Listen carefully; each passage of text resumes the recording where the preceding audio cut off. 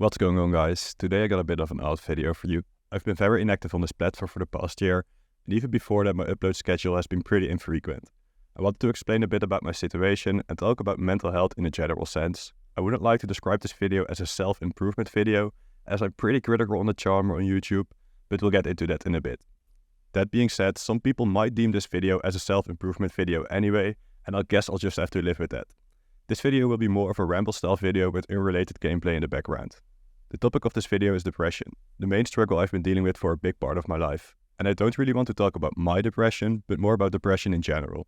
This video is more of a food for thought kind of video than a video that will give you absolute answers. Absolute answers don't really exist in my opinion, and that would also be my biggest critique on a lot of self-improvement videos on this platform today.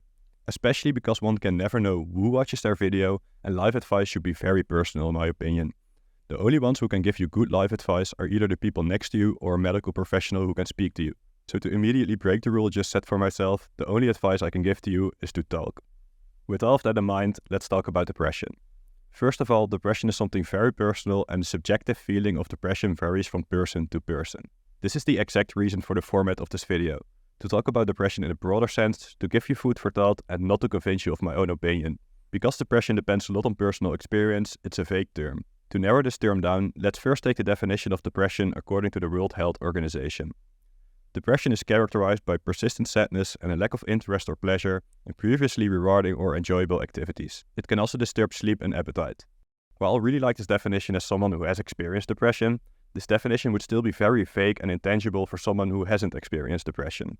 Sadness is a purely subjective term, so are the notions of rewarding and enjoyable. They are relative to one's experience. This means someone may be in a depression for years without even realizing it.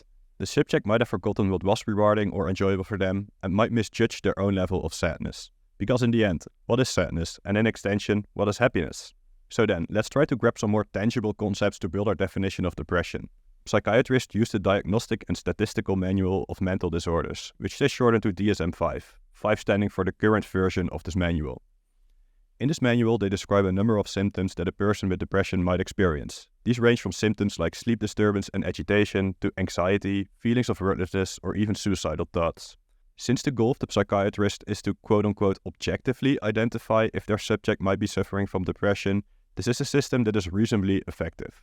There are, however, 3 big problems that I want to point out. Problem 1. Every subject has its own way of dealing with their mental problems, and one might find ways to deal with them that do not produce symptoms like described in the DSM-5. Problem 2. The subject might be so deep in their depression that they're not able to look at their situation from a rational point of view.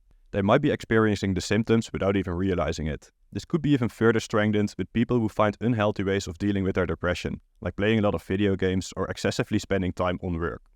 Emotions will be suppressed, and one might be even so detached from their emotions that they can't even feel them anymore. Problem 3.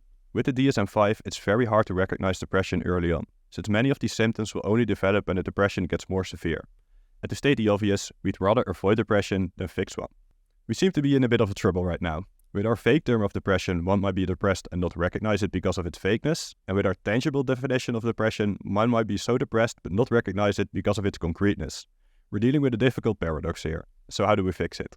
A great logic trick for this is to flip the situation around. Many would agree that the opposite of depression would be happiness. It would be very hard to defend the argument that the happiest person in the world could be suffering from depression, and the other way around, it would be just as hard to defend the argument that the most depressed person in the world could be happy. From this we can logically conclude that to avoid depression, one should work towards happiness. But aren't we just setting ourselves up for the same problem here? Even though it might be the truth that the opposite of depression would be happiness, without happiness being defined, we just found ourselves with the exact problem we just tried to fix. If we cannot have a proper definition for happiness, how can we ever strive for it? And indeed, this is the part where the problem we are faced with gets difficult. Yet I'm optimistic enough to further look for a good answer to the infinitely difficult question that is in front of us now. How does one become happy? The first notion I have to make might sound cynical at first, but with further reasoning, I'm confident I can make this notion into an infinitely optimistic one. The notion being, one can never be absolutely happy. The adjective absolutely is vital for the statement and should be further defined before we can accept this notion. With absolutely, I mean infinite, the most complete. As we're watching old school RuneScape content here, let's make an in-game analogy. Every lobster in RuneScape is the same in shape and color and will always stay the same in shape and color. Of course, we can provide action to the lobster, we can cook it, which in turn gives us a cooked or burnt lobster.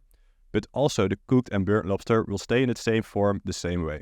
The statement I'm making will get more logical when I compare this in-game lobster with a lobster in the real world. A lobster in the real world can vary in color, can be big and small, and when provided action to the lobster, we can cook it thoroughly or just for a little while, giving us a partially cooked lobster to any degree.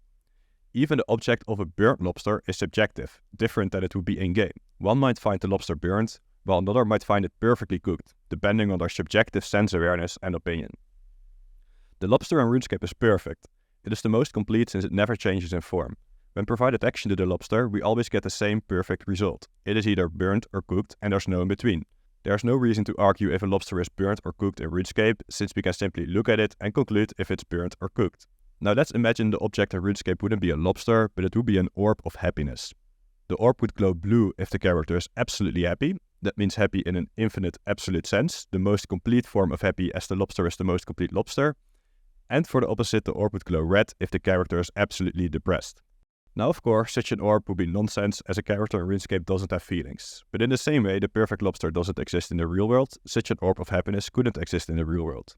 You could also take the argument of the lobster further and argue that even lobsters in RuneScape are imperfect because it looks different on different types of resolutions, or the pixels might be glitched out in game.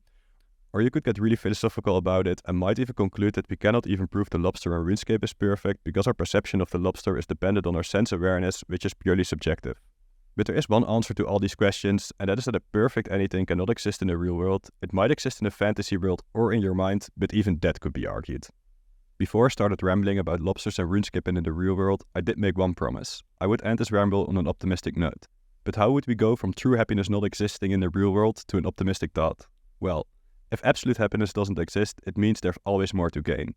There's always a way to feel better than you currently do, which in my view is the most optimistic way of mind you could be in, especially when you are in a bad state of mind. There's a lot more to be said about this, especially when putting this theory into real-life context, because that is where it gets the most difficult. But I wanted to end the video on the positive note we just made. Thank you guys for watching.